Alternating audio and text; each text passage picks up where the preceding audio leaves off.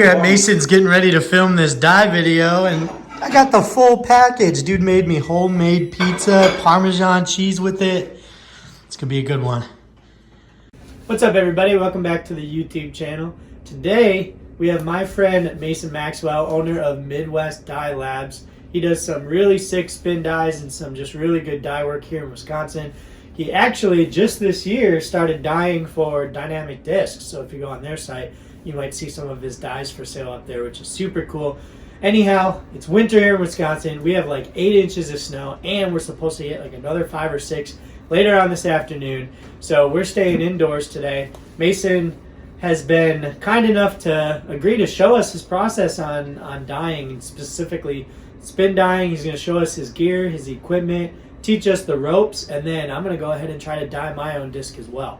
If you have any questions about spin dyeing, need some advice, or just general questions, feel free to drop them in the comments. I won't be able to answer them without Mason's help, but I'm sure he'll provide any answers that I need to answer you guys away. So before we dive into the dyeing itself, let's just talk to Mason a little bit. Mason, thanks a lot for letting us come into your little dye headquarters here and hang out with you today. Why don't you tell everybody how you got into disc golf, and specifically how you got into dyeing discs? Sure. I started playing in the fall of 2015 after my good friend and judo instructor Brad Walker of Dakota Budokan asked, hey, do you want to go throw some discs? We just got done throwing some people. It's a good way to relax. I checked it out, instantly hooked. Unfortunately, being from South Dakota, that's, feet of snow, constant cold. So I had to figure out a way that I could be involved with disc golf. Because I immediately knew that's what I wanted to surround myself with. Never was a big artist. Played sports as a kid, did academic debate for 7 years, and said, why not try to flex a new skill, or try and develop a new skill. I started dyeing, and here we are now. That's awesome, man. Well, why don't you go ahead and give us a little overview on what you're working with to make your dyes happen? Sure.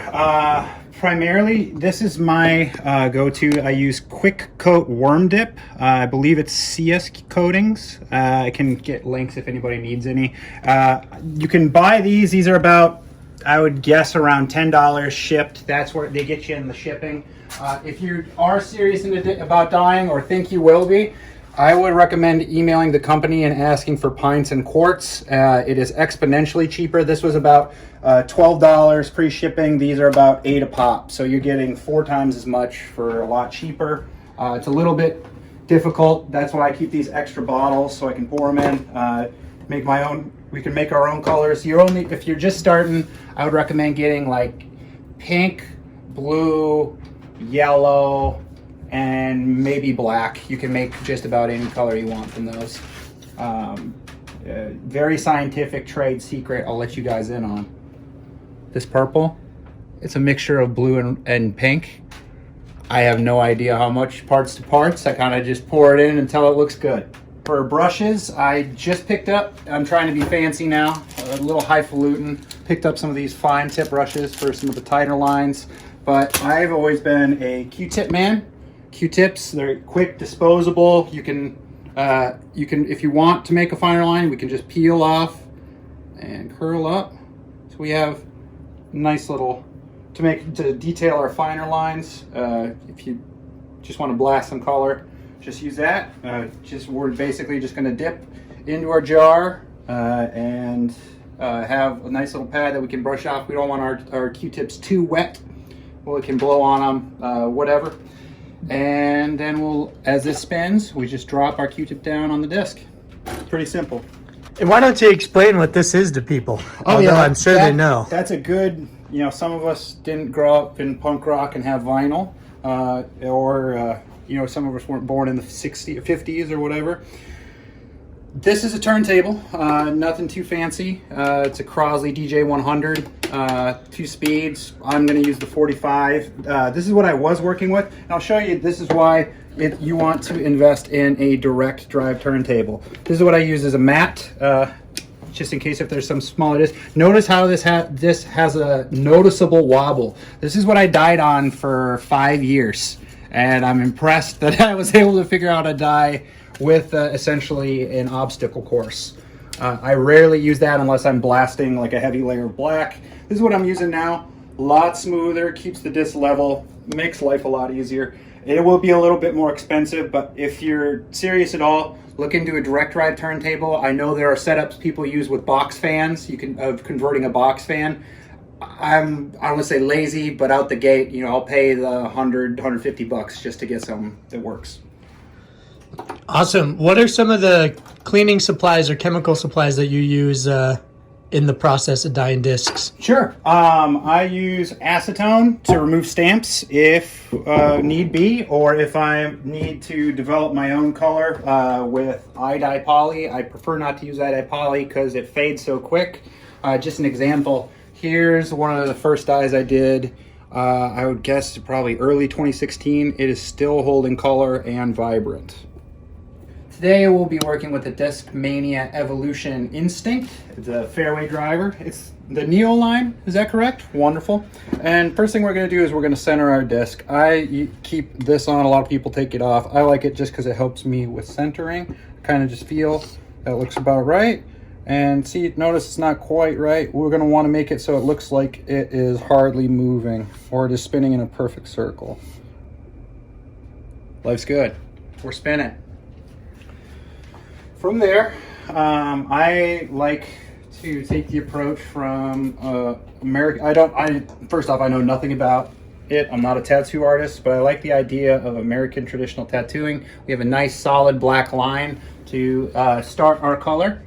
And what we're gonna do, blow on that and make it a little bit lighter. I'm just gonna hit slowly.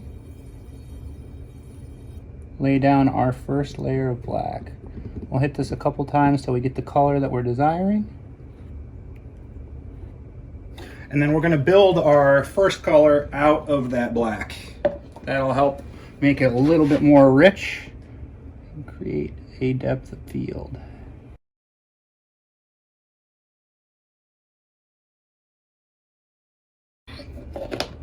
Always close what we're not using, try and keep it away.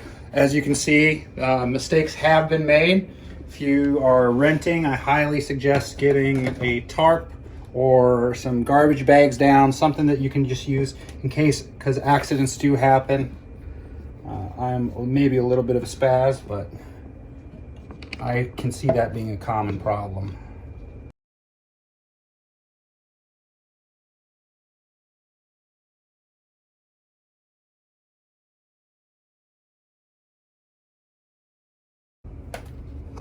I'm changing this one just because I didn't like how I had spun it out or had rolled it out. So we're going to go with more of a flat brush. We're going to hold it like we're holding a pencil. Just kind of lightly drop it.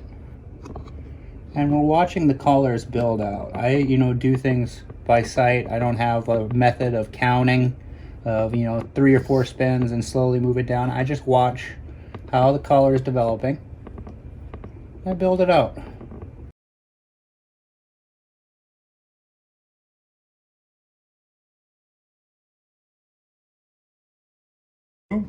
Here's our first layer. You can see the dismount on that, not the cleanest, so I will fix that up by going over again. When we're pulling off, we want to keep it we keep constant pressure and slowly lighten up before we dismount it. Otherwise, you'll end up with little mistakes like that. But nothing that isn't fixable. Lighten our pressure. Not quite. We'll hide it in the next color. That's the nice part is a lot of times with dyes, mistakes will happen. We're not perfect machines. And just learning to accept it. It's kind of like golf in that way. You're not always going to be where you want, but there's a lot of ways to skin a cat.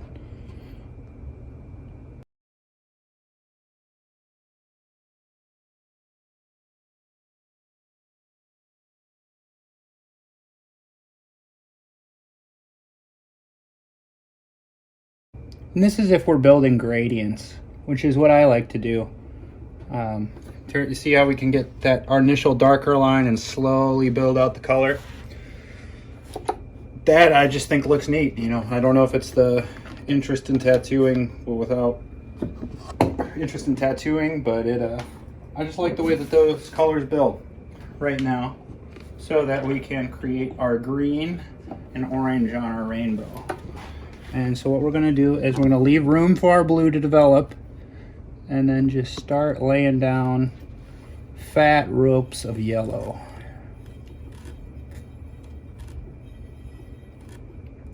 And with yellow, it's kind of a unique color in that you got to really make sure your brush is dry before you touch it, or not dry, but not sopping saturated. Yellow is pretty forgiving. Like, you can pretty much cake it on there and it's gonna dye to the same color, not get too much more vibrant or intense, or show mistakes for whatever reason. I'm not a color scientist, but this is the lab, so we're always trying new experiments.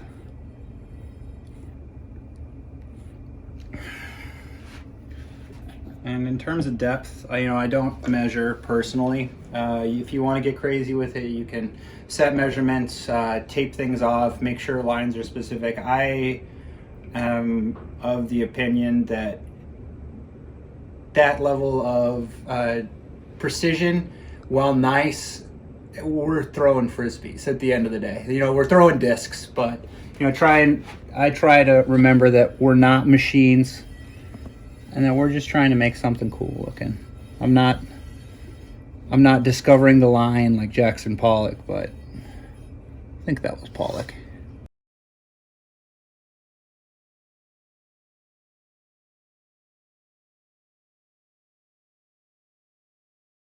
Slowly drifting our brush down as we build that color out.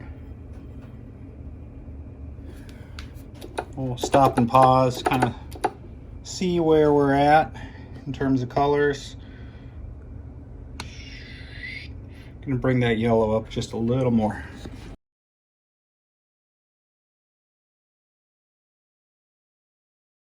Try and determine if I knocked it a little loose. We may need to reset a couple times. That's just part of the process. Good advice would be try to save the edge for last, because it makes it a little bit more difficult to center if you have, say, a black rim on the end. It kind of blends at least into my mat. That could just be a me problem, but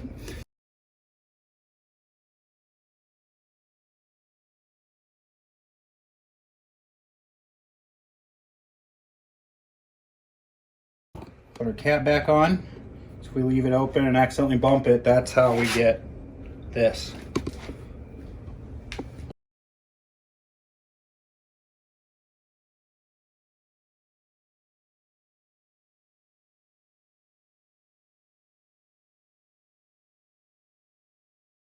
So now we're about to use blue to make our green, is that correct? Yeah, absolutely. So I'm gonna just keep making this initial blue darker. I like to keep them unseparated with lines just because I like to see the transitions build out. You can throw accent lines to clearly denotate it, but I like showing the process of how they spill into each other.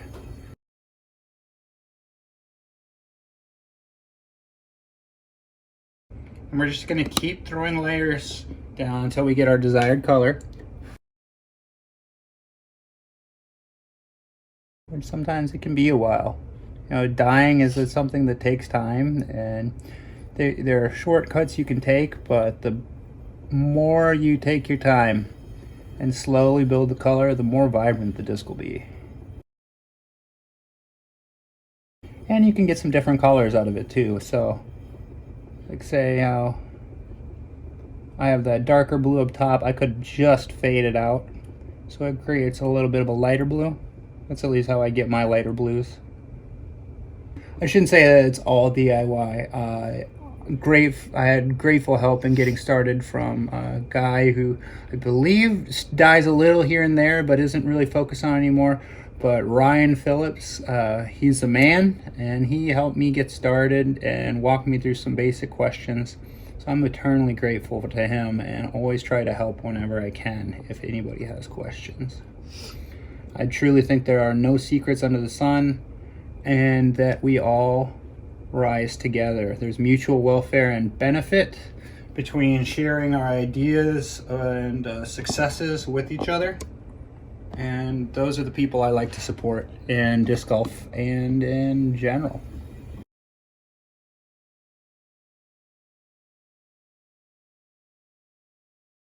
That looks good though, I think, in terms of distance. I just kind of gauge it by maybe that green could be taken out a little more.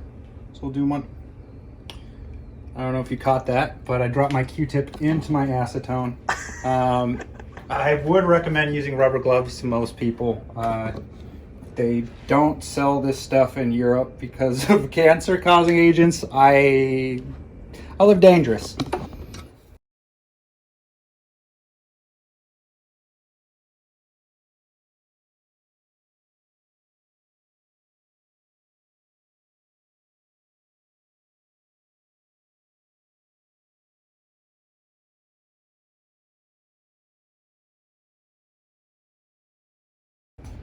Pink is a tricky color. It hits fast. It creates those streaks hard, so we got to be careful with it. I'm going on a knee because I'm trying to marry this disc with color. And for what reason are you blowing on the Q-tip once you pull it out of the dip? I blow on the Q-tip just to make sure that my brush isn't oversaturated. If it's too saturated, you'll see it. Those little streaks. That's one of the main causes and culprits. The other, as I talked about, is when you are trying to... Whoa! We'll show you right there. It's putting too much pressure. I was literally talking about too much pressure. And I popped out. You can see that little mistake that popped up on the orange. That's something that we'll fix. We can fix it a couple ways. Can hit if you real careful, real light acetone. It will wipe out. You'll have to redo the yellow, but since it's yellow, it's a forgiving color, as I said. I'm actually just going to try and, since it's not at the edge of where I want to take my orange, I'm going to just build that into the color.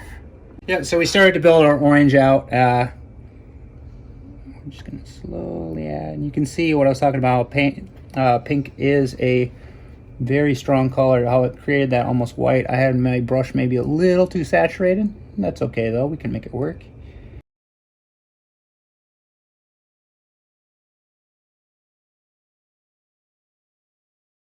Decent pressure, but we're not trying to suffocate it. This isn't a pin. Not trying to get points or a tap out. We want the discs to look pretty. And that's how we're building our colors. I think that's probably good on the orange.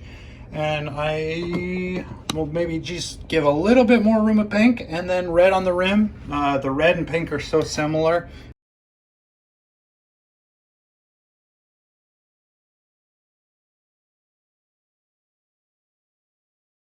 Voila. We're gonna let this sit for, good 24 hours. You can wash it right away. You might lose some of the vibrancy. I like to let it sit for a good day or so. Then we're gonna hit it with a cold wash of water and some like Dawn soap. Then depending on what style of dye we do, something like this, we'll definitely do it. Hit a little yellow. I just use a plastic bag for that. I think you can kind of piece together exactly what I'm doing from there. We'll just wash it off. These pinks and reds, they really spill off hard. So if you have surfaces that are white, be careful. You might accidentally stain it to the chagrin of whatever a spouse or landlord. Yeah, we're just gonna let this hang out. We'll wash it, dry it, use an old towel for sure, an old dog towel or something along those lines. Nothing that you really care about. But that is at least the base layer. What do you think, Ryan? I think she's a beauty. Awesome.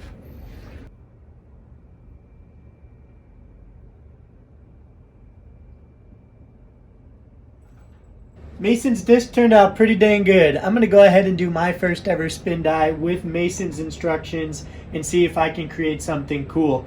If you had any questions about spin dyeing or any questions directly for Mason, feel free to drop them in the comments. If you want to see more disc golf content in the future, be sure to hit subscribe and come back for part 2. I'm going to go ahead and film me spin dyeing and see what the results are.